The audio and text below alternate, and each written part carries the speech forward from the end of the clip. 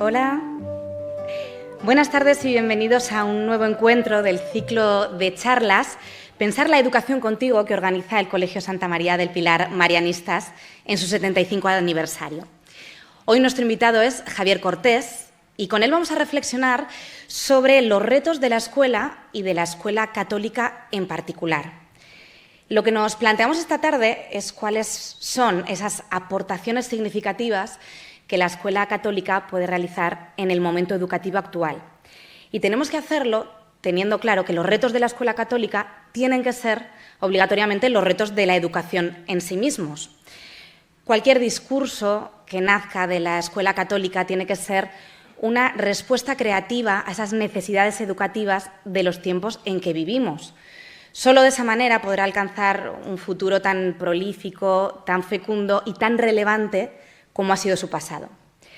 Pero la cuestión la tenemos que plantear también en otros términos. Tenemos que pensar si hoy en día esa escuela católica cuenta con los recursos educativos necesarios para promover ese cambio, para ejercer esa influencia y para desarrollar su proyecto universal en una sociedad secular y secularizada. Sobre todo eso vamos a dedicar un ratito a pensar con Javier Cortés, al que muchos de ustedes ya conocen porque forma parte de la familia marianista. Pero le vamos a presentar. Javier Cortés es valenciano, realizó sus estudios de Filosofía y Letras en la Universidad de Valencia y de Teología en las universidades de Friburgo y de Roma. Ha sido profesor de Humanidades, especialmente de Religión y Filosofía, tanto en enseñanza pública como privada. Entre 1992 y 1997 ejerció de director de ediciones de la editorial PPC y en ese momento fue cuando la editorial pasa a integrarse en el grupo SM. Durante 5 años fue director general del Colegio Santa María del Pilar Zaragoza, donde ha desarrollado labores de responsabilidad en el ámbito de FERE y donde perteneció al Consejo Escolar de Aragón. Desde 2002 hasta 2011 ejerció el cargo de director general de SM hasta el año 2013. Desde septiembre de 2015 hasta septiembre de 2020 fue director general del Colegio Aldapeta María Ikastetxea, perdón por mi euskera, de San Sebastián, liderando la construcción de un nuevo colegio. Es conferenciante habitual de cursos de formación para profesorado, tanto en instituciones públicas como privadas. Sus colaboraciones con la Escuela Católica han tenido lugar en el área pastoral y en el área de la gestión educativa. Ha colaborado en los procesos de formación y renovación pedagógica de numerosas instituciones de las escuelas católicas de España. Es autor de numerosos libros y publicaciones sobre la escuela católica, la vida religiosa y la gestión educativa, y asimismo ha trabajado en distintos proyectos de libros de texto para enseñanza religiosa escolar. Enseguida le cedo el atril, pero antes de que tome la palabra quiero recordarles que después de su charla todos tendrán la oportunidad de realizarle alguna pregunta si lo desean. Así que, Javier, todo tuyo.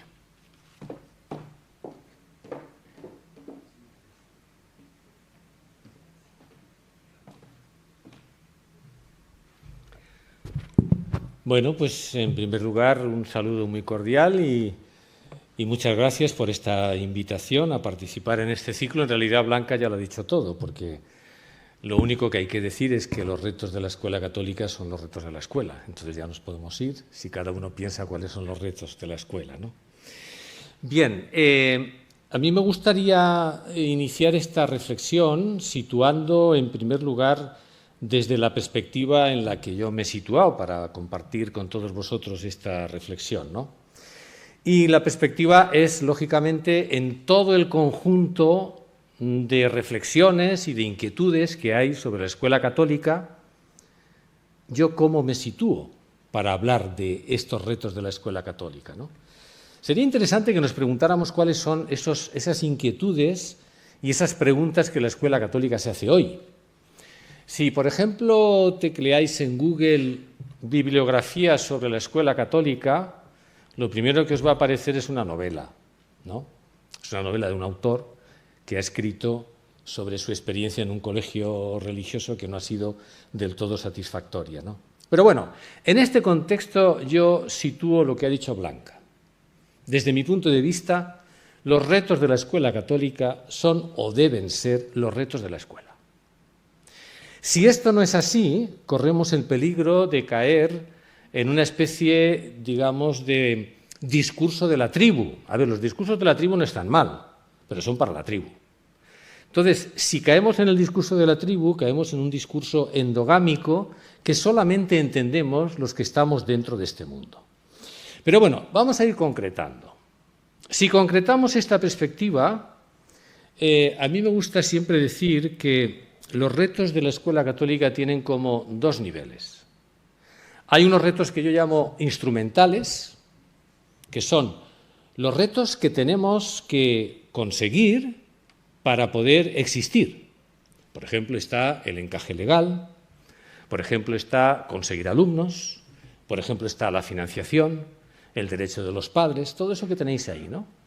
Esos son los instrumentos por medio de los cuales la escuela católica se coloca en la sociedad. Pero bien, imaginaos que todos esos retos, el marco legal, la sostenibilidad económica, la identidad, todo eso está solucionado.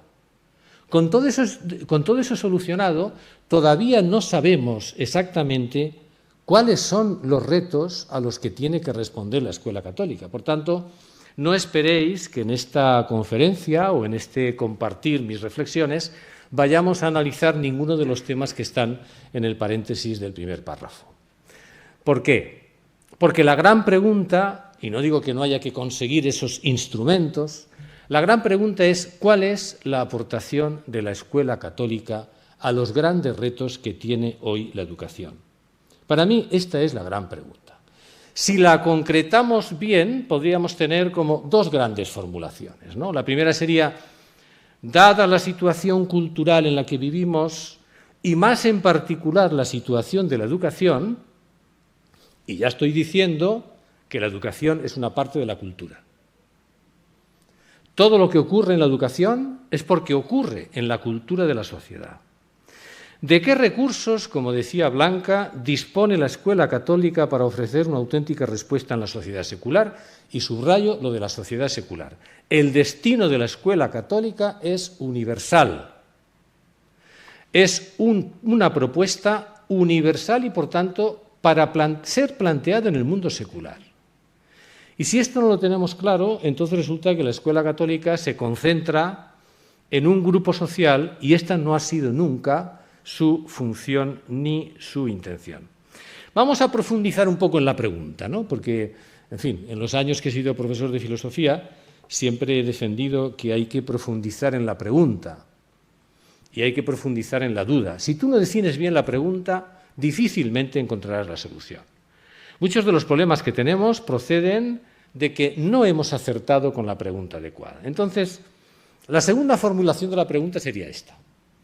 ¿Cómo la escuela católica, apoyándose en lo mejor de sus orígenes fundacionales, punto 1, y lo mejor de su tradición, punto 2, puede aportar un proyecto educativo encarnado en un modelo de escuela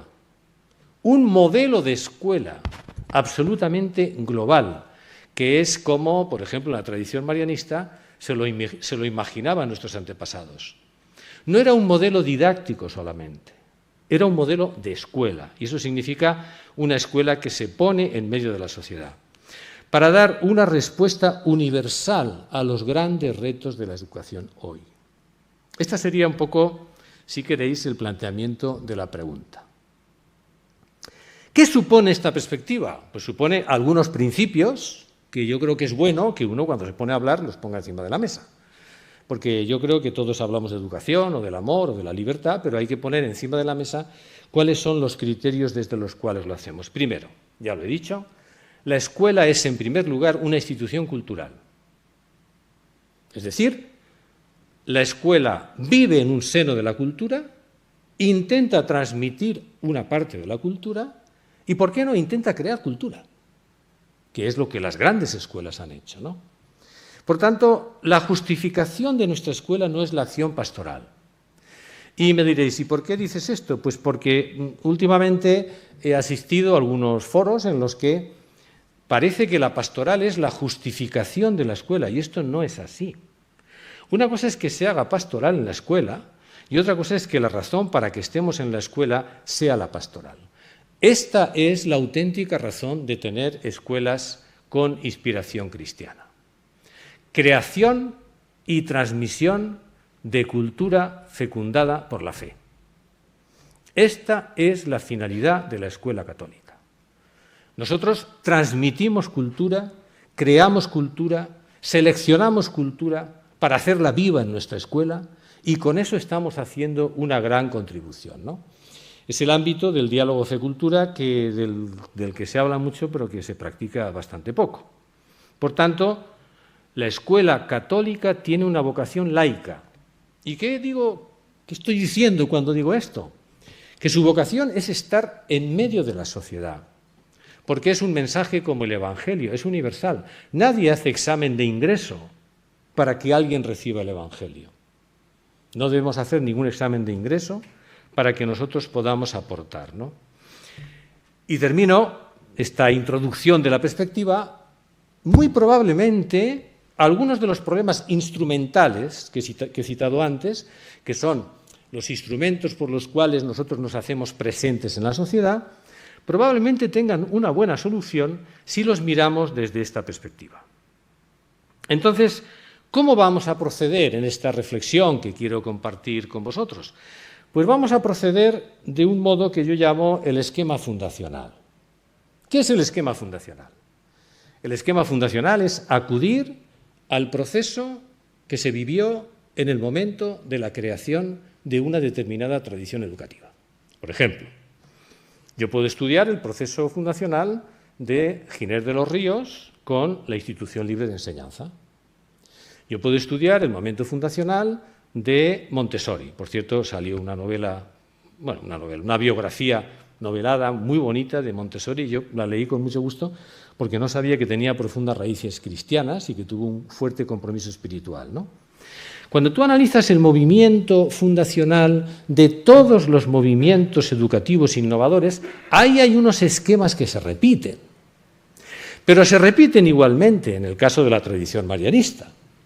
Y a mí me parece que es muy importante conocer cuál es el esquema fundacional.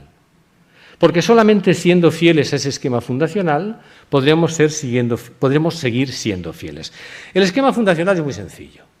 En el caso de la tradición católica, en el caso de la tradición marianista, por ejemplo, hay alguien que desde la fe mira el presente, lo analiza, lo lee no desde el punto de vista del juicio, mira qué mal están, sino desde el punto de la misericordia, mira qué necesitan. Y esa pasión por las necesidades del presente les lleva a iluminar, a crear un nuevo modelo educativo. Este es el esquema fundacional a grandes rasgos. Me interesaría en este punto simplemente hacer un pequeño excursus sobre la edad de oro de la escuela católica en España. A ver, nosotros tenemos la idea de que la escuela católica en España tiene 2 años o 3 o que nació con el franquismo. No es cierto. El momento de oro de la escuela católica en España fue los años 20, antes de la Segunda República y de la Guerra Civil. Ahí se dio la confluencia de algunos grandes personajes, el padre Poveda, el padre Manjón, en nuestro caso Domingo Lázaro, que tuvieron una profundidad intelectual y una profundidad espiritual absolutamente fantásticas. Y que en el año 1930 consiguieron que se creara aquello que se llamaba la Federación de Amigos de la Enseñanza, bendecida por el entonces cardenal de Toledo, que fue el germen de la FERE y de la Escuela Católica. ¿Por qué me interesa mucho esto? Porque estos personajes que produjeron grandes tradiciones educativas sí que se situaron en el momento fundacional. Luego, ¿qué pasó? Pues luego vino el quiebre de la Segunda República, la Guerra Civil y la época del franquismo, en el que, bueno, pues todos sabemos lo que pasó, y la Escuela Católica, hasta bien entrado el franquismo, pues siguió estando un poco pegada a esa situación. Pero a mí me gustaría, si Dios me da salud y tiempo, estudiar un poco más a fondo esa época, porque creo que debe ser el punto de referencia. Eran unas personas que estudiaban concienzudamente el ámbito escolar, que admiraban profundamente la institución libre de enseñanza y que pretendieron crear una propuesta secular en una sociedad completamente convulsionada como aquella. Simplemente lo dejo caer para que sepamos que la escuela católica en España ha tenido un momento de oro que no coincidió precisamente con la época del franquismo, aunque a partir de los años 60 todo cambió. Bien, no venimos a hacer aquí un curso de historia. La pregunta entonces es la siguiente. Si los retos de la escuela católica son los retos de la educación, nos tendremos que preguntar cómo está el sistema educativo. Nos podríamos preguntar cómo está la escuela y nos podríamos preguntar cuáles son sus retos, para ver de qué manera nosotros, desde nuestra propia tradición, podemos hacer una aportación significativa. Bien, yo os voy a plantear 6. Me diréis, ¿por qué 6? Pues no sé, porque preparando llegué hasta ahí. Igual pueden ser 7, 3, 4. Pero comprenderéis que en la propia selección de los retos de la educación, yo ya estoy manifestando quién soy. Ahora ha llegado la LOMLOE. La LOMLOE plantea una serie de retos para el mundo de la educación porque hace unos determinados análisis. No es para hacer aquí una exposición sobre la LOMLOE, pero bueno, la LOMLOE, en línea con la orientación de la educación europea, está muy preocupada por la falta de competitividad intelectual de Europa. Y eso está reflejado. Europa no está resultando competitiva desde el punto de vista intelectual en el mundo. Entonces, desde ese análisis plantea unos retos. Entonces, ¿por qué pongo este ejemplo? Porque todos los retos dependen de cómo tú estés mirando la cosa. Entonces, yo os voy a plantear 6 retos que están inspirados en determinadas lecturas o acontecimientos que yo he vivido. Primer reto, lo defino así. Frente a la subjetivización solipsista, me vais a perdonar la palabra, ¿no?, del yo, que significa un yo cerrado en sí mismo, preocupado por sí mismo, solipsismo significa que tú dialogas contigo mismo, el reto es educar el sentido de la persona y del mundo. Y dices, bueno, vaya reto. Pues sí. ¿De dónde me ha salido este reto? Pues este reto me ha salido desde hace ya un tiempo del magisterio de Benedicto XVI. Benedicto XVI en el año 2008 y 2010 tuvo unas declaraciones a la Iglesia de Roma en la que entró en el tema educativo. Y él acuñó la expresión emergencia educativa. Él la acuñó, que después se ha repetido bastante en estos últimos 10 años, ¿no? ¿Qué define Benedicto XVI por emergencia educativa? Pues primero, lo más importante. La educación encuentra dificultad para desarrollar personas sólidas. Estamos ante un gran reto de constituir personas sólidas que están viviendo como vamos a ver ahora, en un mundo completamente diverso y con unos fortísimos niveles de incertidumbre. ¿Qué hay que hacer en educación para que nuestros alumnos estén preparados para trabajar en profesiones que no existen y que vayan a vivir en un mundo pues que ya hemos visto lo que nos pasa? Este mundo ha aumentado su manifestación de la debilidad, como vamos a ver ahora, ¿no? Bien, este es un poco el planteamiento que hace Benedicto XVI, porque él dice que realmente no estamos en un momento de seguridades de valores y apuesta por una cosa muy bonita, que es recuperar el amor como una cualidad indispensable y que podamos calibrar la dialéctica libertad-disciplina. Bien, hay algunos datos de la sociedad actual que me parecen muy bien explicados por este tema de la emergencia educativa, ¿no? El primero es la subjetivización del yo, es decir, el yo se preocupa por sí mismo y se pone a sí mismo como referencia. Segundo, vivimos y van a vivir nuestros alumnos en una sociedad absolutamente diversa. Diversidad en el seno de la familia, diversidad sexual, diversidad en los modelos de familia, diversidad religiosa.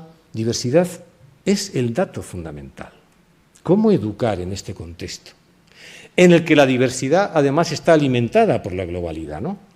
Y el tercer elemento, que está un poco en esta reflexión que hace Benedicto XVI, es que vivimos en una sociedad absolutamente vulnerable.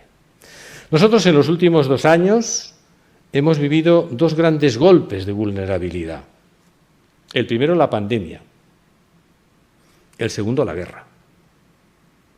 Hay que imaginarse tener 18 años, haber pasado 2 años de pandemia, no haber tenido viaje de estudios, no sé si aquí el colegio lo ha hecho, no haber tenido fiestas grandes de cumpleaños, no haber hecho grandes actividades, pasar los 17 y los 18 años así, y además afrontar, no sé, igual me voy a Polonia a hacer un Erasmus y tengo la guerra a 25 kilómetros. Hay que situarse en eso, ¿eh? El nivel de incertidumbre y de vulnerabilidad, y aquí está la razón por la cual Benedicto XVI hace hincapié en que es imprescindible que la escuela se empeñe en crear sujetos sólidos. Luego habrá que ver eso cómo se hace. Si estos son los datos, pues estos son los grandes retos. La escuela tiene que educar en los procesos de construcción personal. Es imprescindible. La escuela tiene que acompañar la construcción de la identidad y tiene que apostar por constantemente afirmar, mostrar y demostrar que esta vida tiene sentido, más allá de un solipsismo cerrado en sí mismo. Eso significa pues, que hay todo un mundo de cosas que hay que educar, como son la interioridad, la vida afectiva, la vida moral, el diálogo racional, que está realmente en horas bastante bajas. Hay que enseñar a vivir en la complejidad. No se puede educar bueno y malo. La complejidad es una realidad profunda de la naturaleza y de nuestro contexto. Y sobre todo tenemos que aportar cosmovisiones, tenemos que aportar narraciones, tenemos que aportar esperanza, tenemos que aportar posibilidades de futuro, ¿no? Tanto el magisterio del Papa Francisco como de Benedicto XVI insisten mucho en la esperanza, ¿no? Bueno, este es un poco el universo que hay detrás de la reflexión de Benedicto XVI. Si esto es así, entonces, ¿qué tenemos que hacer nosotros como agentes educativos que queremos responder? Bueno, pues habrá que apostar por el seguimiento y el acompañamiento, que va mucho más allá de que te pasen las notas del curso anterior. Esta tarea es absolutamente imprescindible. Tendremos que apostar por una educación vocacional, que no es una educación de orientación profesional. Primero es la vocación y después es la profesión. Y la vocación en sentido amplio. Y la educación no sé si está por ahí demasiado, ¿no? Tendremos que apostar por involucrarnos en los procesos de la construcción de la identidad. Tendremos que apostar de manera radical por la acción tutorial y no tener tutores a los que les pagamos 60 euros al mes por el trabajo que hacen, o con una liberación horaria que en absoluto corresponde con la responsabilidad que se les da. Y son temas que están encima de la mesa. Ya sé que son todos muy complicados, pero al final, como vosotros sabéis, todo se define por la agenda y el presupuesto. Si no hay agenda y no hay presupuesto, no hay realidad. Entonces hay que preguntarse por la agenda y el presupuesto de esto, porque son instrumentos imprescindibles, ¿no? Tenemos que apostar por la educación de la interioridad, por desarrollar la autonomía moral. Eso significa desarrollar más el tiempo y las actividades que los alumnos pueden gestionar en un colegio. Aquí está la LOMLOE con la nueva competencia ciudadana. ¿Cuántas decisiones de un colegio dependen de los alumnos? Al revés. ¿Cuántas decisiones un alumno toma en su vida del colegio que sean significativas? Luego queremos que se comprometan la sociedad, que se comprometan los partidos políticos, que sepa lo que es Europa, que tenga este tipo de sensibilidad, ¿no? Para eso necesitamos una visión integral de la persona, compartida. Es muy curioso, estaba a punto de ponerlo, pero bueno, como esto no es demasiado largo, si uno compara un texto de Ginés de los Ríos con un texto del padre Domingo Lázaro, tienen la misma idea de persona. Hablan de entendimiento, de voluntad, de pasiones y de que el proyecto de educar es liberar. Porque tenían un mismo esquema de comprensión de la vida personal. Bien, en definitiva se nos pide en este primer reto que articulemos los dos grandes ejes de la educación. ¿Y usted para qué educa? No, más bien, usted en una escuela, ¿qué pone en juego? Dos cosas, relaciones y sentido. Estos son los dos grandes pilares. ¿Cuál es el desafío del sentido? El desafío del sentido es que lo que yo enseño es para explicar la profundidad e idoneidad de la visión cristiana del mundo. Yo no enseño geografía ni historia para que mis alumnos aprueben un examen. Enseño geografía e historia para explicarles cómo es la mirada cristiana a la historia, ¿no? Y por qué África tiene esas fronteras trazadas con esta, digamos, exactitud en medio del desierto, ¿no? Porque comprender el pasado. Entonces, el desafío del sentido es recuperar los contenidos. Y ahora que estamos en tradición marianista, la tradición marianista, siempre se ha dicho que nuestros colegios tienen mucho nivel. Nosotros hemos enseñado mucho. Los colegios marianistas siempre han enseñado mucho, con una característica. Han enseñado mucho con un sentido. Tienes que saber mucho para situarte bien en el mundo. Y el segundo gran reto es el desafío de la relación. Sabéis que los psicólogos nos hablan mucho de que en la relación hay que establecer un equilibrio entre ternura y firmeza. Bien, yo siempre añado un tercer vértice. Ternura, firmeza y palabra. No nos callemos. Porque la ternura es, yo te acepto, la firmeza es, tienes que ir por aquí, y la palabra es, te voy a dar una palabra de sentido. Y, como bien recordará Carlos, asistimos a un silencio del adulto. El adulto está callado. ¿Quién es adulto?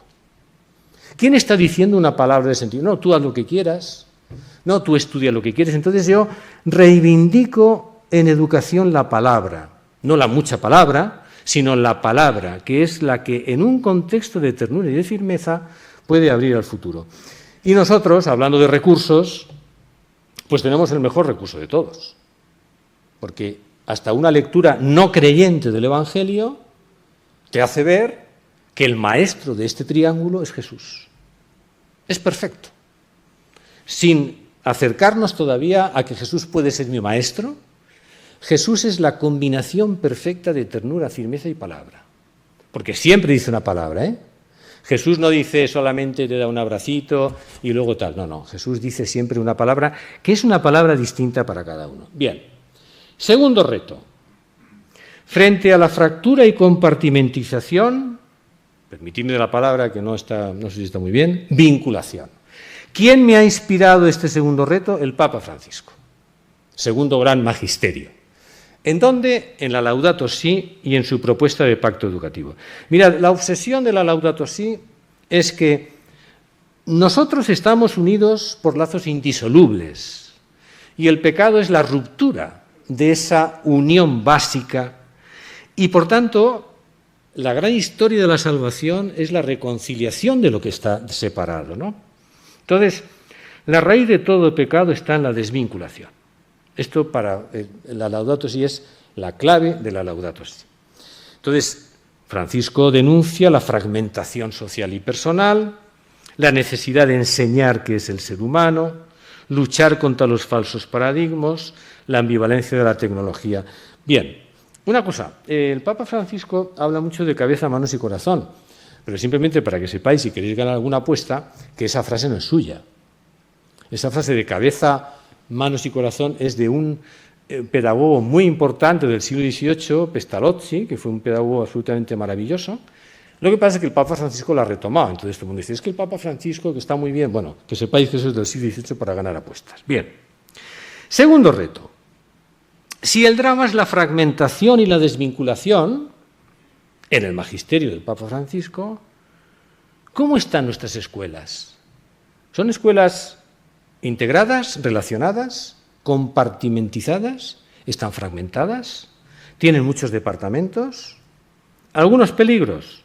El aislamiento de los tres ámbitos educativos. Por aquí va lo académico, por aquí va lo pastoral y por allá va lo extracurricular. Lo académico para la selectividad, la pastoral porque tienen que ser buenos y es nuestra identidad, y las extracurriculares para ganar dinero y hacer clases de inglés, que es lo que los papás piden. Hago demagogia, pero me entendéis. El aislamiento de las áreas en departamentos. Esto José Luis se acordará que llevamos muchos años discutiendo de esto, ¿no? ¿Cómo se puede pretender una escuela integrada que tiene departamentos y cada departamento tiene un jefe? Si tú tienes un jefe, ¿qué quiere? Mandar. Y si tienes un departamento que defino mi territorio, que no es el de Carlos ni el de Jesús Ángel. A mí esto, ya me conocéis mucho, llevo años denunciando de alguna manera este modelo, ¿no? Aislamiento central-periferia. Aislamiento de la razón económica. No, es que esto, la razón económica exige, ¿no? La economía la lleva alguien, pero los que sabemos de educación no, porque somos tontos, y entonces hay alguien que lleva la economía y nos dice cómo hay que hacer las cosas, ¿no? Aislamiento profesores-alumnos. El profesor en el recreo se va a tomar un café, y si no está en la sala de profesores, y los alumnos están en tal sitio. Aislamiento de la escuela con la sociedad. Aislamiento en el mundo de la educación. Bueno, estos son los peligros. Yo no digo que ocurra. Digo que tenemos que luchar denodadamente por escuelas completamente integradas, ¿no? Lo que supone, primero, cosa que no todo el mundo tiene, una visión global, armónica e integral. 3 cosas: global, armónica e integral de la escuela. De la escuela y de todos los que son responsables de la escuela. Si tú tienes un director de secundaria, tiene una visión global, armónica e integral de su secundaria, incluido lo económico, incluido lo pastoral. No, lo económico lo lleva no sé quién, lo pastoral lo lleva no sé quién, y yo me dedico a la didáctica, ¿no? Aquí hay mensajes subliminales y funcionamientos de la escuela, ¿no? Hay que superar necesariamente la división curricular. Esto es un drama. Yo siempre cuento una anécdota, hace muchos años, estaba yo dando clase, filosofía, y entonces venga a hablar de Lutero, la Reforma, el humanismo, tal. Y al cabo de una clase levanta un chaval la mano y dice: oye, Javier, ¿este Lutero es el de religión? Pues sí, es el de religión. El sistema va en contra de la visión global de lo que se enseña. Y esto es una responsabilidad propia del sistema. La LOMLOE nos está abriendo, en el caso de la secundaria y en el caso de la primaria, a una perspectiva más global. Esto hay que atacarlo necesariamente. No puede ser que el chaval estudie un adjetivo en inglés, un adjetivo en castellano, un adjetivo en catalán, si está allí, o en valenciano, o en euskera. Y estamos haciéndolo así. Y cada uno explica su adjetivo. Es imprescindible romper con esta fragmentación. Hay que redefinir las organizaciones internas de la escuela. Tenemos organizaciones cerradas en sí mismas, tenemos organizaciones, modelos organizativos para realmente estar conectados y establecer las interrelaciones. Uno de mis pensadores favoritos ha muerto, Wagensberg, que fundó el Museo de la Ciencia de Cosmocaixa de Barcelona, un tío espectacular, tiene una frase que yo repito mucho. La naturaleza no tiene la culpa de la división de los currículos. La naturaleza es una, pero somos nosotros la que le hemos troceado.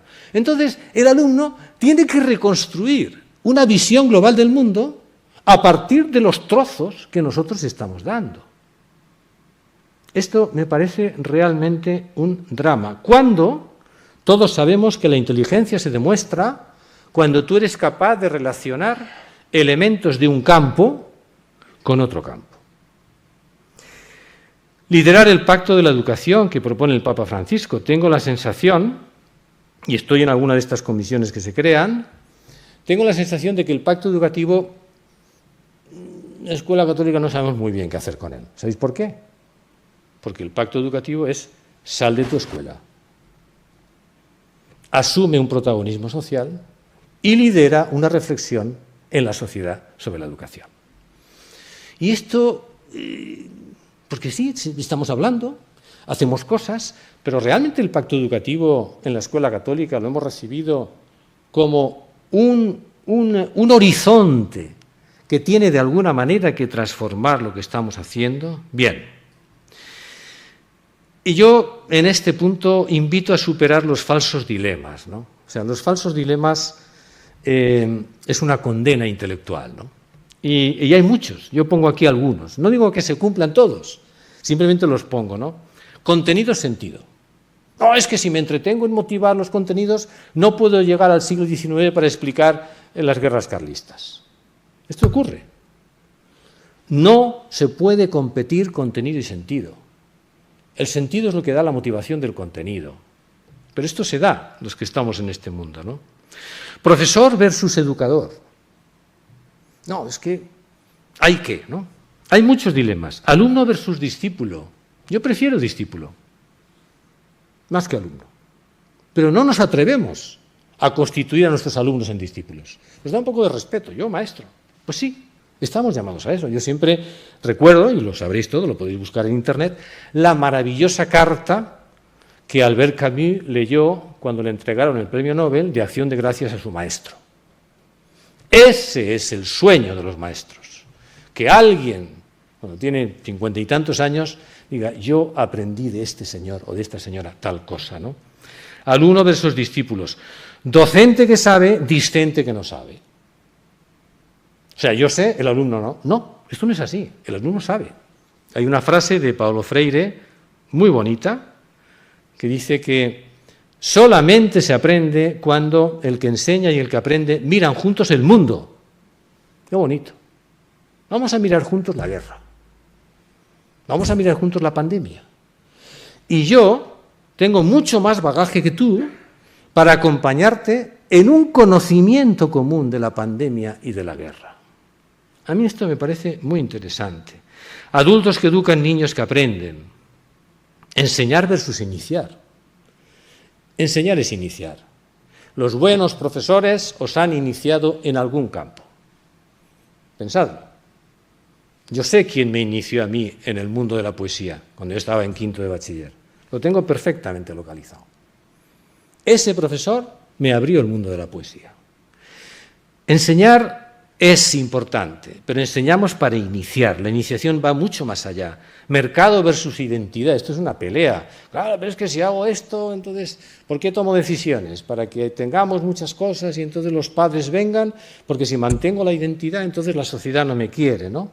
Presente versus pasado. ¿Estamos tomando decisiones por un presente que nos surge o decisiones porque somos hijos de un pasado fecundo, ¿no? Objetivo aprobar versus objetivo aprender. Aquí hay una pregunta terrible que yo siempre que empezaba el curso la hacía a mis alumnos, ¿no? Y también la he hecho en Valencia. Y entonces, el primer día de curso digo, vamos a ver, ¿vosotros habéis estudiado para aprobar o para aprender? ¿Qué pensáis? 70% han estudiado para aprobar, primero de bachiller, en un colegio marianista. Me parece que hay cosas que nos tenemos que plantear. Bueno, hay muchos de estos dilemas, ¿no? Yo simplemente dejo algunos porque creo que estos dilemas favorecen la fragmentación. Bien, tercer objetivo. Frente a la didáctica psicologizante, antropología y pedagogía. ¿De dónde he sacado esta inspiración? Bueno, pues hay una autora que a mí me ha gustado mucho, que es Marina Garcés, que ha escrito un libro que se llama Los aprendices. Escribió un primer libro sobre la ilustración muy bueno, a mí me gustó mucho. Y en el libro me encontré esta frase, murió la pedagogía y nacieron las ciencias de la educación. ¿Y qué razón tiene? ¿Qué necesidad tenemos? Además, ¿cuáles son las ciencias de la educación? Cuando en realidad la educación es la pedagogía. Y también el mismo Marina, en su libro El laberinto, ¿cómo es, Viguera? Laberinto pedagógico o educativo, hace esta afirmación, dice, es que nos falta una idea de sujeto. Pues claro que nos falta una idea de sujeto, ¿no? ¿Qué estamos leyendo aquí? Pues que la educación se ha psicologizado. En los últimos 30 años, los que llevamos ya años, afortunadamente, hemos visto que la psicología se ha apoderado de la educación. Les voy a poner un ejemplo. ¿Quién no ha oído hablar de las inteligencias múltiples? ¿Habéis oído hablar? Psicología pura. ¿Quién no ha oído hablar del aprendizaje constructivista? ¿Habéis oído hablar? Psicología pura. Entonces, este es un problema, porque en los años 70 y 80 la educación no estaba en manos de la psicología. Y a mí esto me parece que hay que mirarlo, ¿no? Porque de la psicología se va a la didáctica, y de la didáctica a reducir la escuela al aprendizaje. Es muy sencillo. Psicología, didáctica, ¿qué tiene que hacer la escuela? Enseñar. Todo el resto del modelo de la escuela se queda por ahí dando vueltas, igual lo subcontratamos y todo, que es una cosa que también uno se encuentra por ahí, ¿no? Bajo la enorme presión del sistema productivo. Bien, Yo no voy a soltaros mucho rollo, pero lo vais a entender enseguida, porque sois personas muy inteligentes. Mirad, en educación hay 4 pasos. Está el paso de la antropología, está el paso de la pedagogía, está el paso de la psicología y está el paso de la didáctica. Bien. ¿Qué es la antropología? Pues muy sencillo. Usted dígame qué es ser persona en este mundo que usted quiere construir. Imaginaos, yo digo, antropología cristiana, que la persona es fundamentalmente relación. Esa es mi definición de persona. Bien. Entonces ahora me pregunto, si la persona es eso, ¿qué es educar a esa persona? Porque imaginaros que yo hubiera dicho, no, la persona es fundamentalmente deseo. Spinoza, por ejemplo. La persona es especialmente deseo. Entonces, dependiendo de cómo digo yo que es la persona, monto una pedagogía. Si yo digo que la persona es relación, monto una pedagogía fundamentada en el hecho relacional. Si yo digo que la persona es deseo, tendré que montar una pedagogía de acuerdo con eso. Por tanto, la pedagogía define desde una visión de la persona qué es educar. Entonces, ya sé lo que es educar. Y entonces, tercer paso, me voy a la psicología. Y a ver, ¿qué hay en la psicología? Pues mira, tienes psicología humanista, tienes una psicología del psicoanálisis, que solamente sirve ya en Buenos Aires. Ya sabéis que en Argentina es el país del mundo donde más se vende la obra de Freud. Tienes la psicología más pragmática, tienes diferentes modelos, tienes las inteligencias múltiples, tienes un montón. Y entonces, desde esta idea de educación, yo puedo ir a la psicología y aprovechar diferentes elementos para eso. Y al final, ese camino acaba en: este es el modelo didáctico de mi colegio. Bien, este es el camino de la educación. ¿Qué ha ocurrido? A mi modo de ver, pues que hemos cortado la antropología y la pedagogía. La pedagogía son ciencias de la educación. Entonces, una es teoría del aprendizaje, eso está en la universidad. O sea, podéis coger la carrera de ciencias de la educación y mirar cuáles son las asignaturas que tiene. Una es teoría del aprendizaje, la otra es teoría de organizaciones, la otra es... Entonces, es una desmembración de una visión de la educación que en el fondo la educación se parece más a la artesanía que a la industria, ¿no? Entonces, ¿qué supone afrontar este reto? Primero, compartir una visión de lo que es ser persona, pero que no sea teórica, sino que sea real, ¿no? En el caso nuestro, la antropología cristiana nos dice que somos seres relacionales, llamados a una gran grandeza, pero sumidos en la labilidad más absoluta. Esa sería una trilogía sencilla de la antropología cristiana, ¿no? Tendríamos que compartir que es una visión de la educación. ¿Vosotros habéis preguntado alguna vez a un claustro que cada uno escriba una definición de educación? Yo lo he hecho. No son todas iguales. Y a mí me parece que si yo dirijo una empresa que hace libros de texto, como he dirigido, pues me gustaría que los editores todos coincidieran en lo que es hacer un libro de texto, ¿no? Hay preguntas que no nos hacemos y que habría que hacer, ¿no? Para mí educar es constituir. O sea, yo no doy clase de ética. Quiero, por medio de la ética, constituir seres éticos. Yo no enseño a leer. Yo quiero, por medio de la lectura, constituir seres lectores. Esta es una visión importante y diferenciada, ¿no? Disponer de un esquema común del funcionamiento de las personas, una misma visión de lo que es la interioridad, tener un esquema de dónde está la vida afectiva. Todo esto, nuestros antiguos, incluyo Fernando Ginés de los Ríos o la Rosa Sensat, otro movimiento muy abierto y progresista de la educación en Cataluña, todos compartían una misma visión. Aquí no. Aquí cada uno piensa que la vida afectiva es una cosa, la ética no se sabe muy bien qué tiene que ver con eso. Son problemas, ¿no? Y sobre todo que la psicología sea solamente un instrumento. En ningún caso la psicología puede ser el parámetro. Algunos de vosotros seguro que conocéis incluso alguna institución de la Escuela Católica que se ha hecho muy famosa y ha sido modelo de innovación porque ha montado una escuela católica a partir de una escuela psicológica. Bien, eso tiene las patas cortas, porque cuando venga otra escuela psicológica se quedará obsoleta. Lo dejo ahí porque ya sabéis de qué hablo. Cuarto reto, solo quedan 3. Frente al pragmatismo utilitarista, una escuela profética. ¿Quién me inspiró? Me vais a perdonar la frase que voy a poner. ¿Quién me inspiró este reto? Pues un autor que se llama Nuccio Ordine. Podéis ver algunas de sus intervenciones en... Pero bueno, tiene un libro fantástico que se llama La utilidad de lo inútil. Y es un panegírico maravilloso de lo que es importante en la vida y no sirve para nada, ¿no? Y tiene esa frase. En la utopía, sabéis que Tomás Moro escribió un libro que se llama La utopía, el oro lo utilizaban para fabricar orinales.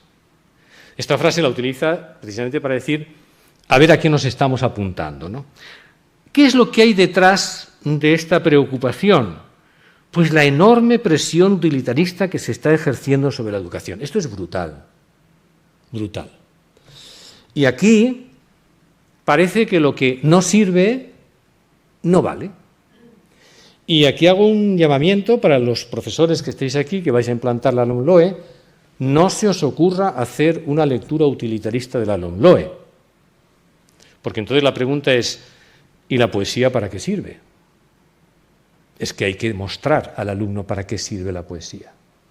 Porque en un ambiente utilitarista la poesía no sirve. La poesía es, no sé, enamoraditos y cosas así, ¿no? Hay que tener cuidado con esto.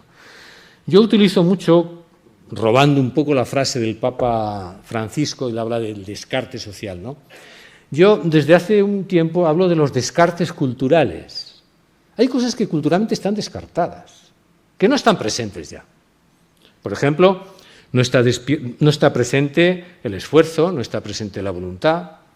En cambio, está muy presente la autorrealización, el sé tú mismo. Hay descartes culturales que la escuela católica tiene que plantearse, ¿no? Esta obsesión, ¿qué decimos cuando decimos que queremos preparar para la vida? Cuando un colegio dice, no, yo preparo para la vida, ¿qué estamos diciendo? Bien, este es un poco el reto.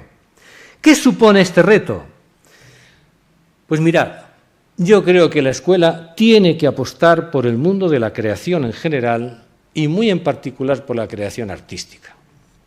Voy a contar una anécdota que me ha entristecido, pero es que es tan reciente que la voy a contar. El Colegio Marianista de San Sebastián tiene ilustres antiguos alumnos y uno de ellos es un poeta que seguro que os suena, que es Gabriel Celaya, un poeta magnífico. Bueno, entonces yo pregunté hace unos días, unos 10 o 12 días, a una persona que conoce bien San Sebastián, y dije, oye, dime un gran poeta español que fue antiguo alumno del Colegio de San Sebastián. A continuación le pregunté, dime 3 jugadores de fútbol que son antiguos alumnos de San Sebastián. Inmediatamente. ¿Dónde está nuestro seguimiento de la creación? Esto está más que alabado en la tradición de la Iglesia. Coger la Gaudium et Spes cuando está animando a que nosotros participemos del acto creador. Todo este mundo, que lo he representado un poco con esas 2 imágenes, a mí me parece que es un mundo por el que hay que apostar, porque es el mundo de la creación y de lo artístico, ¿no? ¿Qué pasa con el campo de la optatividad? Anécdota. Año 2015, yo llego a San Sebastián y me encuentro con que la educación artística de secundaria, toda ella es dibujo técnico. Yo asombro. Pero ¿cómo que dibujo técnico? Sí, es que así les preparamos mejor a los ingenieros y a los arquitectos. Estos son datos, ¿eh? Entonces, cuando al año siguiente lo cambiamos, vinieron los padres. Oye, ¿pero cómo que no hacéis? Entonces yo les remití al currículo y dije, mira, lee el currículo. De la educación artística de secundaria, de 5 módulos, hay 1 de dibujo artístico, de dibujo técnico. Entonces el colegio hará 4 de enseñanza artística y 1. Son detalles que van manifestando, ¿no? Ahora se habla de que la escuela católica se tiene que abrir a la FP. ¿A qué FP nos vamos a abrir? ¿Más informática? ¿Más tecnología? ¿Eso es lo que la escuela católica tiene que hacer? ¿No tendríamos otros campos de la formación profesional a los que abrirnos, no? ¿Qué campos vamos a trabajar? ¿Por qué vamos a abrir una FP? ¿A quién vamos a responder? ¿Qué aportación social vamos a hacer con eso? El ámbito de las extracurriculares, que es un ámbito que está por ahí como desmembrado, permiso de la maravilla que hacéis en este colegio. Hay muchos ámbitos, ¿no? ¿Qué pasa con el seguimiento de los alumnos creadores, con su visibilidad? Hay que apostar por el desarrollo de vocaciones sociales, ¿no? Yo recuerdo una antigua alumna que tuve aquí del colegio que se fue a trabajar a la Cruz Roja y llegó a trabajar en ámbitos internacionales importantes, pero también eso costaba, ¿no? O sea, ¿qué estamos haciendo en todo este mundo de la escuela más profética, ¿no? También introducir este sentido en el ámbito pastoral, ¿no? Nuestra pastoral debería también verse un poco imbuida en esto. Bien, esto sería una propuesta de escuela más profética. Reto número 5. Frente a la fiebre innovadora, recreación de la propia tradición. ¿Dónde me inspiro? Como no podía ser de otra manera, en el padre Domingo Lázaro, un personaje absolutamente descomunal en el mejor sentido de la palabra, ¿no? Él tenía esta frase que Jesús Ángel repite mucho: contamos con un sistema inconmovible de principios y fines. Ese sistema en cada momento histórico tiene una encarnación. Pero tenemos un sistema, y yo me pregunto, ¿realmente tenemos un sistema inconmovible de principios y fines? ¿Qué hay detrás de esta preocupación? Pues el tío vivo de la innovación. Aquí viene un gurú cada mes de septiembre a decirnos lo que tenemos que hacer, ¿no? La cantidad de gurús que se han metido en el mundo educativo, que los vemos en YouTube como si fueran los salvadores de la patria, es una cosa que a mí me supera, o me enciende, ¿no? Gente que no ha visto en su vida un crío de tercero de secundaria que nos dice cómo tenemos que dar la clase, me parece un poco triste, ¿no? ¿Cuáles son las fuentes de nuestra innovación en la escuela católica, ¿no? La presión de la competencia, el cansancio y la desafección que produce en el profesorado cambiar cada 2 años de modelo, ¿no? Esta diapositiva es de Jesús Ángel, pero bueno, ya la conocéis, simplemente para que veáis un poco el impacto que todo esto produce en el profesorado, ¿no? Es decir, todo esto que aparece ahí son cosas nuevas que han llegado en los últimos 10 años y que el profesorado está recibiendo como si fuera el lugar donde tiene que habitar, ¿no?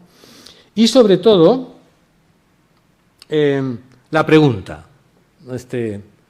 Esta viñeta del roto me parece espectacular. Estamos transformándolo todo, ya averiguaremos después para qué. Vamos a cambiar. Ya tiramos las paredes, al día siguiente hacemos grupos, el trabajo cooperativo, pero ¿dónde va? ¿Dónde va todo esto, no? ¿Dónde vamos, no? Os voy a poner 2 fotos que hice poco antes de Navidad en un colegio de Tarragona de una congregación absolutamente fantástica y deliciosa, con la que he trabajado mucho. Esta es la puerta de un colegio en Tarragona. Si conocéis Tarragona está la Rambla Nova, que es la que acaba en el balcón del Mediterráneo, y a la izquierda hay un colegio de una congregación absolutamente encantadora, muy querida, ¿no? Bien, 1, 2, 3, 4, 5, hay 1, 2, 3, 4, 5, 6, hay 9 chapas. O sea, este colegio, cuando llegas a él, se vende porque hace 9 cosas para que la gente vea que las está haciendo. Una es porque tiene Cambridge, el otro es porque colabora con Construmat y hace unas matemáticas modernas, no sé si lo veis, bueno, da igual.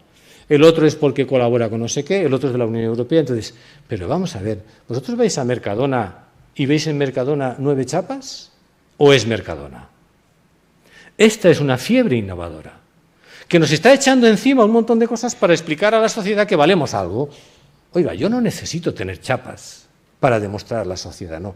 Bien, pongo esto porque a mí me gustaría que esta reflexión no la vierais teórica, sino más bien práctica, ¿no? Porque gracias a Dios tengo, yo creo que un conocimiento y una vivencia bastante cercana, ¿no? Bien, mi tesis con este reto es la siguiente. La pregunta no es qué y cómo vamos a innovar. Hay que innovar. Si no, la competencia, la tecnología, el inglés y tal, ¿no? La pregunta para mí es esta. Y esta es la pregunta que la escuela católica tiene que hacerse. ¿Cómo recrear hoy la tradición educativa católica en un colegio en estas circunstancias, en este contexto? No es igual Zaragoza que Donosti, que Jerez, que Ciudad Real. Por tanto, en estas circunstancias. Esta para mí es la pregunta buena sobre lo que supone, lo que he dicho al principio. ¿Realmente sabemos cuál ha sido nuestro itinerario fundacional? Que no es exactamente lo que hizo el padre Chaminade, sino que es que lo que hizo el padre Chaminade es lo mismo que hizo Fernando Ginés de los Ríos, exactamente lo mismo. hay unos itinerarios fundacionales, donde hay un primer posicionamiento personal, una pasión por el presente y un nivel de creatividad inusitado. El otro día me llamó una persona que conozco hace muchos años que trabaja en marketing educativo, estas cosas que ahora se venden. Entonces va por los colegios a decirles a los colegios cómo se tienen que vender. Entonces me dice, oye, es que he leído una cosa que habías escrito que me ha parecido muy interesante. Un tipo que se dedica a marketing educativo de la escuela católica o concertada. Claro, yo no sabía que todas las tradiciones de la escuela católica al principio fueron innovadoras. O sea, y tú estás haciendo marketing y te están pagando una pasta y no sabes que todas las tradiciones de la escuela católica innovaron. Y nosotros tenemos el método de Lalande del año 1846 y los jesuitas crearon su Ratio Studiorum y los de La Salle fundaron su método, que será antiguo. No lo sabía, pero es un tipo al que le están pagando por hacer marketing educativo. No sé si me explico, ¿no? A mí esto me parece realmente un poco dramático, porque no somos conscientes del itinerario, ¿no?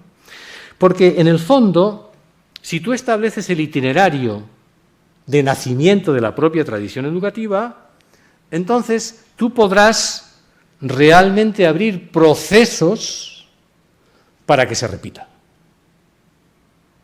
Lo que hay que hacer es abrir procesos en las diferentes circunstancias para que se repita, con el fin de crear un nuevo modelo y poner realmente una transformación.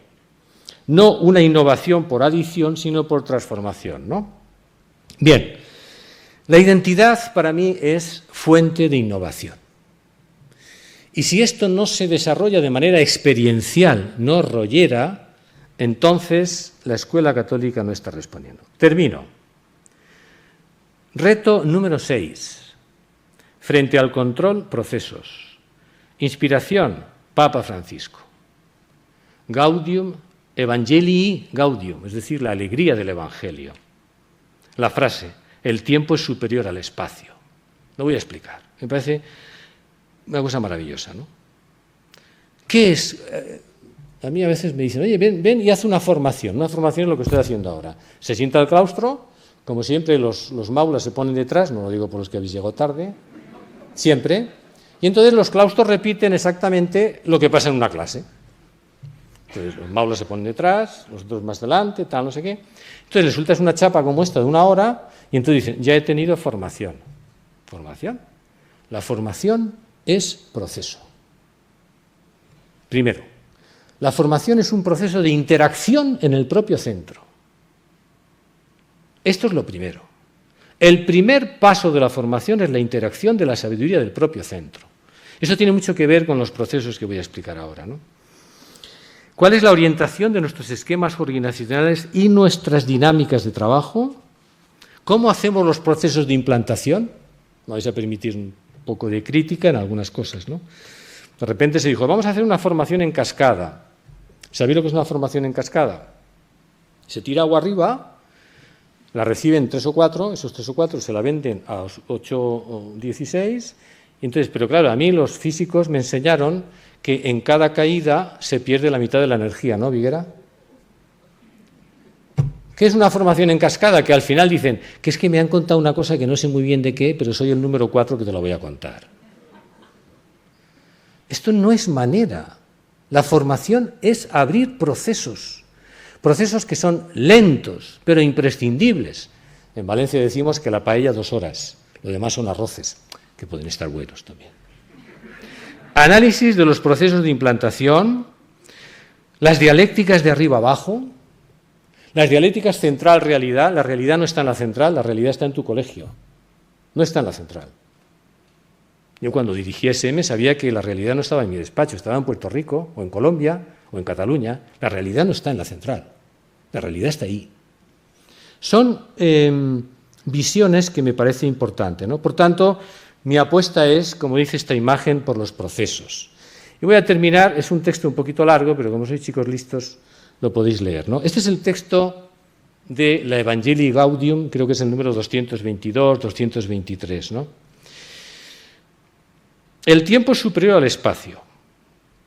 Este principio permite trabajar a largo plazo, sin obsesionarse por resultados inmediatos. ayuda a soportar con paciencia situaciones difíciles y adversas, o los cambios de planes que impone el dinamismo de la realidad. Es una invitación a asumir la tensión entre plenitud y límite, otorgando prioridad al tiempo. Uno de los pecados que a veces se advierten en la actividad sociopolítica consiste en privilegiar los espacios de poder en lugar de los tiempos de los procesos. Pero me interesa el segundo. Darle prioridad al espacio lleva a enriquecerse para tener todo resuelto en el presente, para intentar tomar posesión de todos los espacios de poder y autoafirmación. Es controlar los procesos y pretender detenerlos. Darle prioridad al tiempo es ocuparse de iniciar procesos más que de ocupar y poseer espacios. El tiempo rige los espacios, los ilumina, los transforma en eslabones de una cadena en constante crecimiento, sin caminos de retorno. Aquí viene. Se trata de privilegiar las acciones que generan dinamismos nuevos en la sociedad e involucran a otras personas y grupos que las desarrollarán hasta que fructifiquen en importantes acontecimientos históricos. Esta es la única manera de transformar la escuela. Abrir este tipo de procesos. Nada de ansiedad, pero sí convicciones claras y tenacidad. Este para mí es el modelo imprescindible en educación, frente a la diapositiva que hemos puesto antes de te cuento una historia nueva y tienes que cambiar este año, ¿no? A mí me parece que esta es una revolución. Termino. El granto de la escuela católica es su significatividad. Esta es mi tesis. ¿Qué significa esa significatividad? ¿Qué posibilidades tiene hoy de convertirse en una palabra educativa que resuene en el corazón de nuestra sociedad como un nuevo horizonte educativo capaz de planificar los anhelos más profundos de nuestro presente? Este es el reto de la escuela católica, desde mi punto de vista. Y aquí tenéis la síntesis de los 6 retos que hemos visto. El reto del sentido y la relación, el reto de la disgregación, el reto de la antropología, el reto de la escuela profética, una escuela distinta, el reto de la innovación y el reto de los procesos. Esta es mi opinión.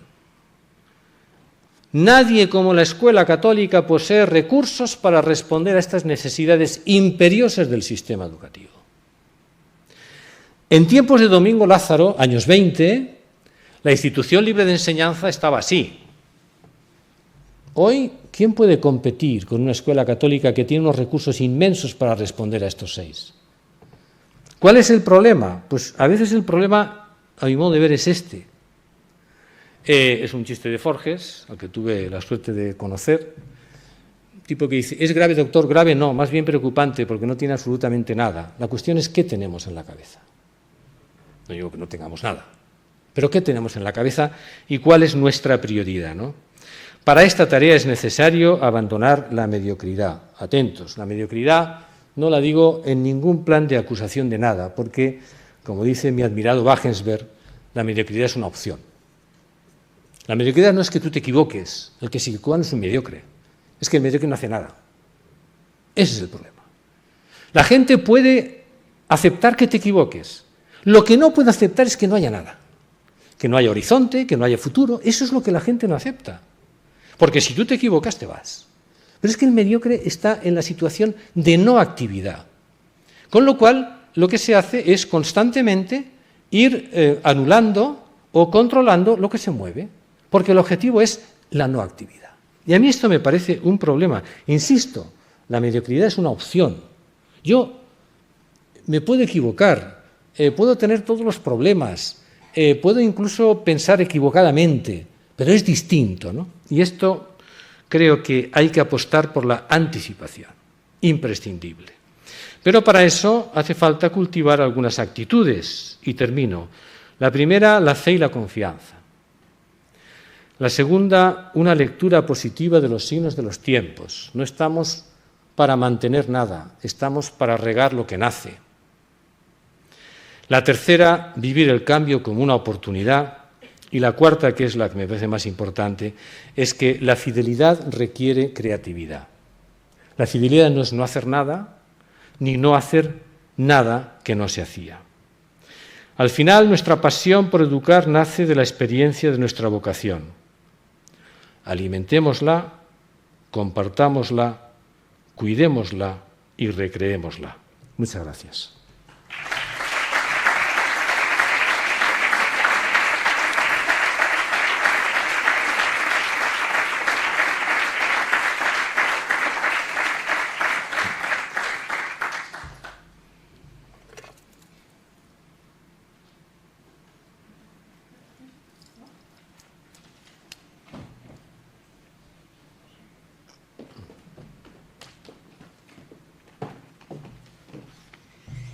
Ya saben que ahora es el turno de preguntas. Si alguien quiere hacerle alguna pregunta a Javier, tenemos un micro preparado. Una pregunta. Hola, buenas tardes a todos. Buenas tardes, Javier. Gracias por tus palabras. Soy testigo vivo de tu confianza en las relaciones en el aula. Fui, como bien sabes, alumno tuyo hace 30 años. Hoy estaba esperando a que viniera un amigo mío de una relación que tú conseguiste unir. Borja, correcto. Y bueno, no sé si vendrá, está viajando. La pregunta que te quiero hacer, que no tiene respecto a esto, solamente quería decir que lo que dices lo haces. ¿Cómo meter la tecnología o encauzarla dentro de tu forma de pedagogía, queriendo seguir los pasos de los que iniciaron este camino en la educación? No sé si me estoy explicando. Te has explicado perfectamente y te agradezco mucho la pregunta como Gracias. taxista de Almodóvar. Si alguien va al Colegio de San Sebastián, probablemente después de este colegio el mejor del mundo, observará que allí implantamos un modelo digital desde quinto de primaria a segundo de bachiller. Para mí la cuestión no es tecnología sí o tecnología no, sino cómo. Y hay que hacer una reflexión, y hay que hacer un currículo digital, y hay que establecer en cada curso que se enseña a los niños.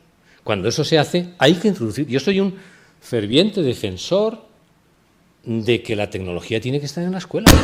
¿Cómo no va a estar en la escuela un elemento que configura de semejante manera nuestra vida y que la va a configurar a nuestros alumnos? Cuando tengan mi edad no te quiero ni contar.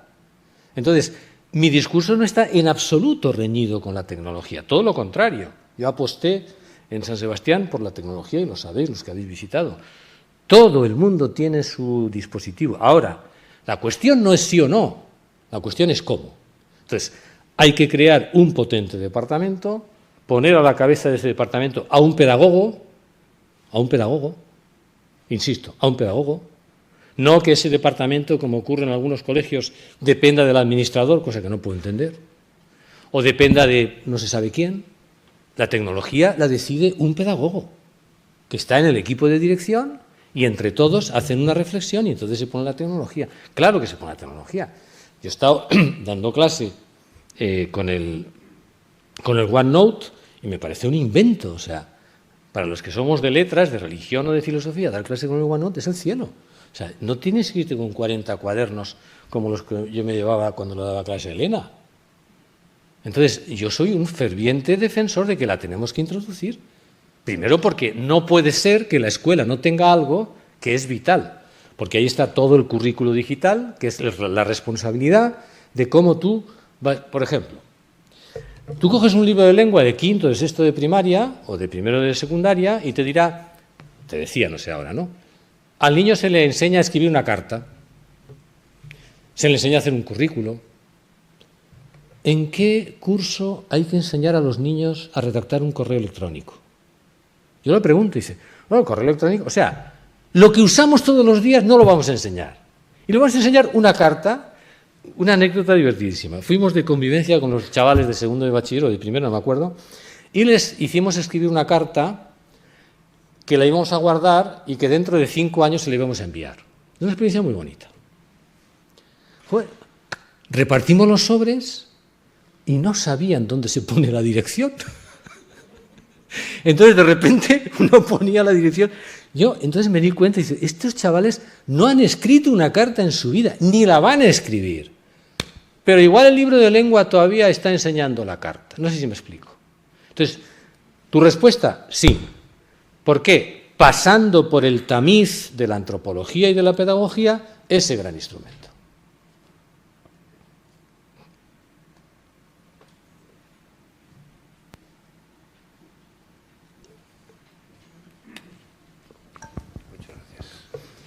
Bien, en primer lugar, gracias Javier y enhorabuena por la charla. Comparto prácticamente todo. Quizá lo que no, pues lo podemos debatir en otro momento, pero gracias. Mi pregunta es, ¿no crees que la escuela católica, y la escuela en general, pero la escuela católica está asumiendo con demasiada ingenuidad, a mí me parece, el discurso de la escuela del cuidado, escuela de los afectos, escuela de la cercanía, escuela de la subjetividad, etcétera, etcétera, y está olvidándose un poco de su especificidad, la escuela del conocimiento, la escuela del saber, la escuela de la cultura? Con eso has empezado en tu preámbulo. Pregunto, ¿no corremos el riesgo de asumir, como digo, demasiado ingenuamente todo este discurso? Sí. No, además, todos los que me habéis oído desde hace años, soy un ferviente defensor de los contenidos. Yo lo he dicho. La escuela, en primer lugar, transmite cultura. Y eso, y lo he dicho siempre, los colegios marianistas, ¿por qué decían que tenían siempre mucho nivel? Porque nuestros mayores, y por eso nació la editorial, eran muy buenos en física, eran muy buenos en filosofía, y enseñaban. Y enseñaban no como una excusa para después llevarnos a la capilla, enseñaban porque enseñaban. Y a mí me parece que esta tendencia de recuperación de los contenidos y de esta perspectiva cultural, yo la he defendido, pero vamos, siempre. O sea, claramente sí. O sea, no podemos hacer escuelas bollicaos, ni podemos hacer escuelas que son parques temáticos. Cada semana una historia. Tú esta semana de pirata, el año siguiente, ¿no? La escuela tiene que tener un ritmo, tiene que tener unos procesos. Y yo soy un apasionado del mundo de la cultura, pero vamos, apasionado en el buen sentido de la palabra, ¿no? Es más, creo que uno de los problemas que tiene la educación en general, la educación católica, es que tú te vas a un claustro y hablas de Pestalozzi, bueno, Pestalozzi del siglo XVIII, o le preguntas quién fue Comenius, que igual y se acuerda, o le preguntas, no tiene ni idea, pero vamos, les hablas de Paulo Freire y es como en qué equipo juega, ¿no? O sea, que si es juega en Brasil o juega en el Paris Saint-Germain, ¿no?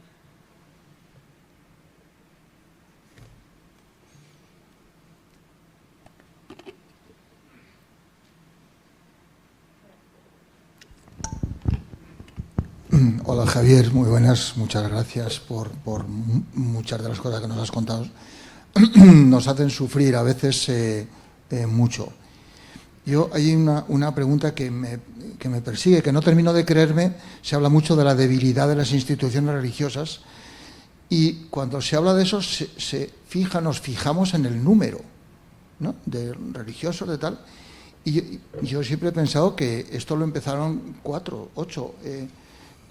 ¿Cuál crees que es la verdadera debilidad de la escuela católica en este momento? A ver, yo creo que verdadera, como si estuvieran ocultas, yo creo que es una mezcolanza un poco de todo, ¿no?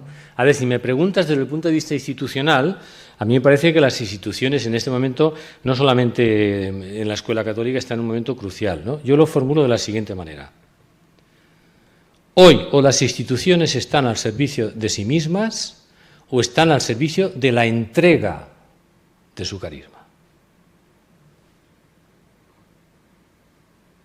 Hoy las instituciones deben, a mi modo de ver, y pasa exactamente igual en la Iglesia, en el resto de la Iglesia, que apostar por la entrega del carisma, no por la permanencia de la propia institución. Yo creo que en este momento las instituciones tienen que estar en un momento de enorme generosidad. Y eso solamente se hace con altura de miras y fe y confianza. Porque si no, estamos como en aquella viñeta de Mafalda, que me habrás oído alguna vez contar. Y es que Mafalda entra a la habitación de sus padres y entonces está su mamá arreglándose. Y entonces Mafalda le dice, maquillando los jazz para que parezcan todavía. No podemos maquillar los jazz para que todavía puedo hacer las cosas como las hacía no hace 10, hace 40 años. Pero a ver, perdona, no maquilles los jazz. Estamos en una realidad completamente distinta y la apuesta hoy es apostar por lo que nace, no por los residuos. Entonces, a mí me parece que algo de esto hay en el magisterio del Papa Francisco.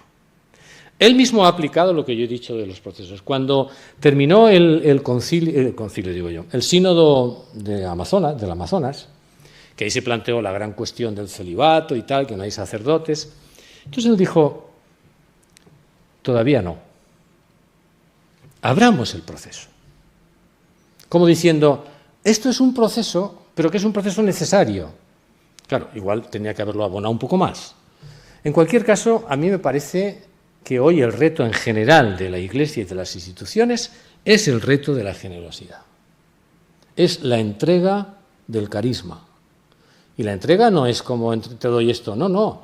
¿Qué tenemos que hacer, laicos y religiosos, hoy y mañana, para mirar juntos ese futuro, ¿no?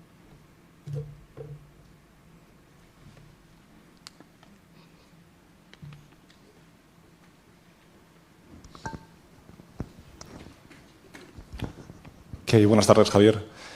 Yo tenía una réplica, creo que a Chema, y una pregunta. La réplica, cuando Chema hablaba de caer en la trampa o ingenua del proceso afectivo y demás, yo estos días, al hilo del 75 aniversario del colegio, lo que recuerdo más diferenciador de la educación que he recibido en el ámbito marianista es que ha sido de gran calidad, de contenidos, de conocimiento, al nivel que a lo mejor podría haber tenido en otros colegios. Y sin embargo, lo que creo que me diferencia de otros exalumnos de otros colegios es que yo, y creo que muchos de los que hemos pasado por el colegio, guardamos relaciones que van más allá de las que tendríamos con figuras tanto del profesorado como de los propios hermanos de la comunidad, que son individualizados no por tener determinadas características, sino por haber establecido relaciones con nosotros. Entonces, yo creo que en ese sentido tiene que haber un acuerdo. No tienes por qué renunciar a una cosa que yo creo que es troncal.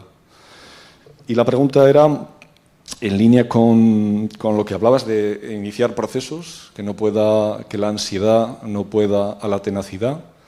¿Cómo es posible hacer eso cuando tienes cambios de leyes educativas cada 2 años? Es decir, ¿cómo puedes establecer tú un modelo de transformación propio cuando te ves sometido a esos cambios tan constantes? Sí. A ver, en realidad, si miramos la historia de los cambios de leyes en España, en España ha habido 3 grandes leyes de educación. Una es del siglo XIX, que es la Ley Moyano. Os recuerdo que hasta el año 1900 el Ministerio de Educación estaba dentro del Ministerio de Fomento. O sea, el tipo que decidía cosas de las carreteras decidía la educación. Bueno, pero un tal Moyano, que es el de la Cuesta Moyano de Madrid, hizo la primera ley de educación. Es muy curioso, porque esa ley de educación duró prácticamente todo el franquismo, porque la Segunda República no la cambió. Era la ley de educación que establecía párvulos, elemental e ingreso, establecía el bachillerato elemental y después el bachillerato superior, después el preuniversitario. Bueno, esa fue la primera. La Segunda República realmente no hizo una nueva ley de educación, porque no le dio tiempo y estaban muy enrollados. Y el franquismo tampoco cambió mucho eso. Entonces, la segunda gran ley de educación en España es la de Villar-Palasí, que fue realmente un impulso importantísimo de renovación pedagógica y una muy buena ley. Y la tercera ley ha sido la LOCSE, que yo creo que con todos sus avatares consiguió realmente una cierta renovación. ¿Qué ha pasado después de la LOCSE? A ver, después de la LOCSE no ha habido más que un cambio serio de educación, que ha sido la LOMCE del Partido Popular. Porque en el primer gobierno de Aznar no le dio tiempo o no quiso cambiar la ley. Entonces, realmente no ha habido tantos cambios. En el año 2006, que estaba gobernando Zapatero entonces, en el año 2006, que estaba Alejandro Tiana también de secretario de Estado, que vino el otro día, se intentó hacer un cambio para introducir las competencias, pero eso no estaba muy maduro, y luego ya vino la LOMCE, ¿no? No ha habido tantos cambios, Andrés, no ha habido, en mi modo de ver. Otra cosa es que se venda que ha habido muchos cambios. Porque tú me dices, ¿qué cambios ha habido? Mira, realmente los cambios que ha habido en este periodo desde la LOCSE han sido los cambios que se introdujeron en la LOMCE, especialmente en la diversidad de secundaria y en algunas cuestiones curriculares que intentó meter que tampoco llegaron. Las pruebas externas, una consideración distinta de las optativas, pero no fueron cambios tan radicales. De hecho, no te olvides, la LOMCE era una reforma de la LOCSE, técnicamente. Es decir, la LOMCE no dijo, vamos a olvidarnos de la LOCSE. No. Lo que pasa es que la gente no... Y luego, la LOMCE nunca acabó de entrar en los colegios, ¿no? Y ahora viene una nueva ley, es cierto. Bueno, dicho esto, para los que estamos dentro, a mí me parece que hay reflexiones de fondo que son un poco independientes de la ley que haya. Yo siempre digo que la ley es la circunstancia en la que a ti te toca vivir un proyecto. A veces la ley influye mucho en tu proyecto. Yo no creo que en toda esta reflexión que hemos establecido y los procesos, por ejemplo, para que tengamos una escuela que realmente esté acompañando el desarrollo de la identidad de nuestros alumnos, no creo que las leyes modifiquen mucho. O sea, yo creo que hay procesos que son procesos que se pueden y se deben abrir y luego, pues sí, en la concreción didáctica puede haber algún cambio, ¿no? O sea, no creo que los cambios en leyes hayan supuesto un impedimento para entrar en procesos. Fíjate, creo, no sé, esto ya es una opinión, puede ser que hayan influido más en la tensión de los profesores todo este mogollón de innovaciones que ha caído que los cambios legales.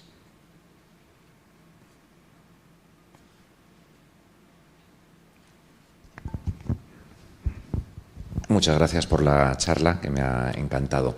A mí hay un tema que me preocupa desde hace ya tiempo, y a ver si me sé explicar, que ya sabes que a veces me cuesta. Si no lo haces en inglés y ya está. También. Es el poder que tiene hoy la escuela, el poder de influencia que tiene hoy la escuela. Yo creo que a veces seguimos pensando o añorando ese poder de influencia que tenía hace muchos años, donde, bueno, sobre todo los adolescentes y los jóvenes, que es con los que yo trabajo, se movían entre la escuela y la familia. Y hoy en día eso ha cambiado radicalmente. Seguimos pensando, a veces creo, que seguimos teniendo el mismo poder de influencia cuando nuestros adolescentes, bueno, pues tienen ahora una disparidad de mensajes y especialmente la escuela católica, muchas veces el mensaje que transmitimos o que les intentamos transmitir es muy en contracorriente. Tienen el First Days por la noche o los hombres, mujeres y viceversa. Tienen el mensaje que les recibe, que les da el entrenador de fútbol, que desconocemos qué mensaje es, y el mensaje que reciben en la academia o en la extraescolar, lo que viven y lo que reciben en el fin de semana, que ni lo sabemos. Te he dicho la televisión, pero es que ahora ya ni tan siquiera eso, porque los chavales ya no ven televisión, ahora lo ven series, con lo cual tampoco la podemos comentar con ellos si ves en el ámbito familiar. En definitiva, ¿qué parcela de influencia le queda a la escuela? ¿Hay que asumir que cada vez vamos a pintar menos en el proceso educativo y de creación de la persona? ¿O debemos intentar buscar la manera de que la escuela siga teniendo ese poder? ¿Me has entendido, no? Oh, perfectamente, te lo he explicado muy bien, incluso en castellano, está muy bien. Y la pregunta es muy pertinente. Primero, es muy difícil establecer porcentajes, pero cuando uno mira la propia historia o mira la historia de otros, aunque sean mucho más jóvenes que uno, que todos sois más jóvenes, es cierto que la escuela ha tenido un papel. ¿Cuál es mi posición al respecto? Muy bien. No compitamos. No compitamos con los otros maestros. Busquemos aquellos elementos que son fundamentales para tus alumnos de 12 y 13 o 14 o 15, los que sean, y que nadie les va a dar. Nadie les va a dar. Yo creo que la escuela del siglo XXI tiene que seleccionar aquellos elementos muy importantes y muy significativos que seguro van a resonar en el corazón de nuestros alumnos y que nadie les va a dar. Por ejemplo, el silencio. ¿Y nuestras escuelas cómo andan de silencio? Pero no digo silencio en los pasillos, digo, ¿nosotros tenemos una estrategia de silencio en la escuela? como está el espacio del silencio, está el espacio de la gratuidad, más absoluta. Hay algunos elementos que seguro resuenan en el corazón de todas las personas del mundo, que nadie se los va a dar si no se los da la escuela. Pero tengo para mí, como he puesto en esos esquemas de mis queridas teresianas de Tarragona, de Oso, tengo para mí que estamos intentando competir, Carlos. Estamos intentando competir y no, porque hay parcelas de la vida personal. Yo cuento siempre lo que cuenta José Antonio Marina, es decir, que no son historias, ¿no? Marina tiene la teoría de que con el arrumbamiento de la práctica católica se han ido como en la bañera el agua y el bebé. Es decir, la cultura católica tuvo lo que tuvo, pero sí que enseñaba el silencio, la autorreflexión, el examen personal, una cierta relación personal, el diálogo interior. Entonces Marina dice, eso lo daba la religión. No lo da la religión, no lo da nadie. Entonces, yo creo que hay espacios. ¿Por qué yo reivindico una sana educación de la interioridad? Porque en una sociedad secular y secularizada como la nuestra, nosotros tenemos que apostar por eso como una educación universal. Es decir, o eres una persona espiritual o no lo eres. Y eso tiene que ver con tu capacidad de estar contigo mismo, de observar y de contemplar. Y eso todavía no tiene el contenido de la fe. Estas cosas nos las tenemos que tomar en serio, porque esto es, Carlos, lo que nadie les va a dar. Y eso, cuando lo encuentren, te lo van a agradecer. Por eso, nosotros tenemos que marcar la diferencia en la escuela profética, ¿no? O sea, marcar la diferencia con nuestras salidas, con nuestros extracurriculares y con todo. O sea, no podemos estar compitiendo. Yo, cuando introduzco el mundo digital, no es para competir con Instagram. Está prohibido que el mundo digital de una escuela se utilice para la comunicación entre los alumnos. Está prohibido, porque el mundo digital es para trabajar. Entonces, a mí me parece que tenemos que seleccionar esos espacios que en este momento pueden ser, a mi modo de ver, un poco más inéditos, ¿no? Y en esos espacios estoy seguro de que tus alumnos van a encontrar eco.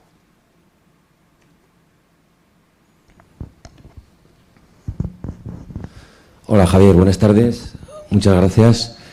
Un poco en esta línea, no sé si existiría una recomendación un poco general a la escuela católica, si se va visualizando que grandes objetivos de la propia escuela católica no están alineados en el por qué o para qué llevamos nuestros hijos a estas escuelas.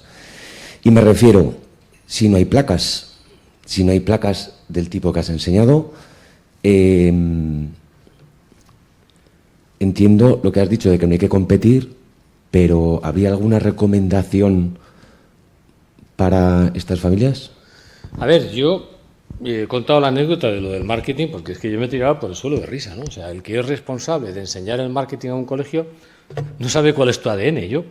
Entonces, bueno, bien, no vayamos al tema ese. Quiero decir lo siguiente. A mí me parece que nuestro discurso no puede ser el de las 9 chapas. Entonces, si tú quieres hacerte presente, primero no hagas marketing, comunica. Para comunicar hay que ser. Tú no puedes inventarte la comunicación. En mi opinión, hay que buscar lo que somos y comunicarlo profundamente. Por ejemplo, es evidente que los padres vienen al colegio y dicen, ¿cuántas horas de inglés dais en primaria? Y entonces yo en Donosti les decía, ¿usted a qué se dedica? No, yo soy abogado. ¿Y usted cuántas horas dedica a cada caso? ¿Qué sabe usted? No lo contestaba así. Si para aprender inglés hacen falta más horas de inglés. Es más, tengo seleccionados unos cuantos artículos de los últimos tiempos machacando el fracaso del bilingüismo, que los que me conocéis sabéis que hace ya muchos años de esto es como los departamentos. O sea, no se aprende más inglés por estudiar la Sierra de Guadarrama en inglés. Eso, me vais a permitir, es una gilipollez. Porque estás cayendo en estudiar inglés aprendiendo palabras, pero no hemos dicho que así no se aprende inglés. Entonces, no tenemos discurso. No tenemos discurso. Entonces, yo establezco un discurso tranquilo con esa familia y le demuestro, primero, que yo de esto sé mucho. Si eres abogado y él sabe, yo también sé. Y en segundo lugar, con toda paz, le digo que, mire, esa no es la cuestión. Porque yo aquí tengo un programa integrado de enseñanza de las lenguas que tiene estas claves, porque usted sabe que la lengua... Pero eso no lo hacemos. No tenemos el discurso propio del modelo. Entonces los padres van preguntando, ¿cuántas horas de inglés? Pues en jesuitas dan 3 más, pues en jesuitas han puesto ordenadores. Pues aquí, a ver, crea un propio discurso, crea un discurso realmente a partir de tus propias convicciones, un discurso que vaya en la línea de lo que le comentaba antes a Carlos, ¿no? Todo el mundo, en el mundo de la empresa, dice que la única manera de preparar el futuro tiene 2 características. 1, personas éticas y personas creativas.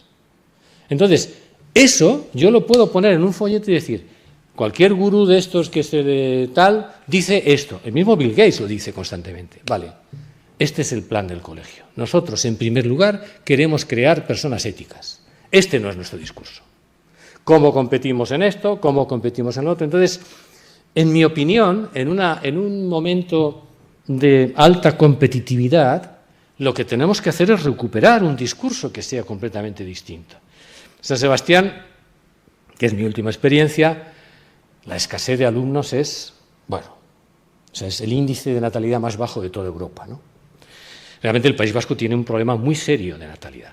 Entonces, claro, la gente se lanza a la caza del alumno. O sea, solamente falta que los directores vayan con el lazo por ahí buscando a los alumnos. Entonces, el primer año que yo llegué, pues hicimos una recopilación de todos los folletos que sacaban las diferentes instituciones públicas y castolas y católicas. Porque no os engañéis, la escuela pública está haciendo jornadas de puertas abiertas, por lo menos en Euskadi. Y entonces hicimos en el equipo de dirección un análisis, era la cosa más divertida del mundo. No había ninguna diferenciación. Ninguna. La Icastola X decía lo mismo que el Colegio del Carmelo. Exactamente lo mismo. Así no se puede. Porque yo creo que a los padres también hay que educarles, en el sentido de que cuando te vienen con este tipo de prejuicios, tú tienes tu argumento, pero es un argumento sólido. Y lo pones encima de la mesa con toda paz y le estás demostrando, como dicen los estudios, que por más horas de inglés en una sociedad que no es bilingüe, el colegio no puede ser bilingüe. Un colegio es bilingüe en una sociedad bilingüe. Por eso los colegios franceses o alemanes y tal son bilingües, porque las familias tienen ese carácter. Pero bueno, esto es. Entonces, menos marketing y más comunicación. Y para comunicar tienes que saber lo que eres y tener una propuesta que sea una propuesta que realmente encaje con las necesidades. Porque el padre tiene la necesidad de que su hijo aprenda idiomas. Si yo no me meto con esa necesidad, pero yo le voy a demostrar que con mi modelo va a aprender más idiomas que preguntándome, porque es que me han dicho en la escuela de al lado que tiene más horas de inglés en primaria, ¿no?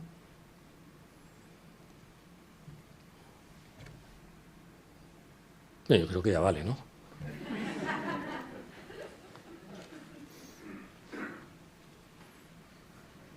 Despídele.